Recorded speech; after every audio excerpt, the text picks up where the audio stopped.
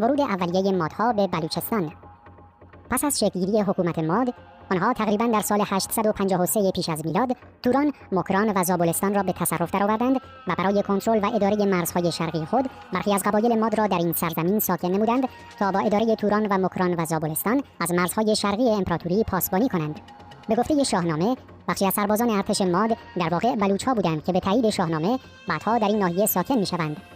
کردگالنامه میگوید زمانی که این قبایل ماد تحت امر شاه ماد بلوچستان را گرفتند، گروهی که براهویی هستند به فرماندهی میر کیکان در توران یا کلات امروزی ساکن و گروهی که ادرگانی ها و مامولی ها بودند به فرماندهی میر ایله در مکران و گروهی که از طوایف زنگنه بودند در زابلستان ساکن شدند. دلیل این همه تشابه زبانی و قرابت نژادی بلوچ ها با کردها به همین مسئله برمیگردد، چرا که کردها نیز بخشی از قبایل ماد بودند.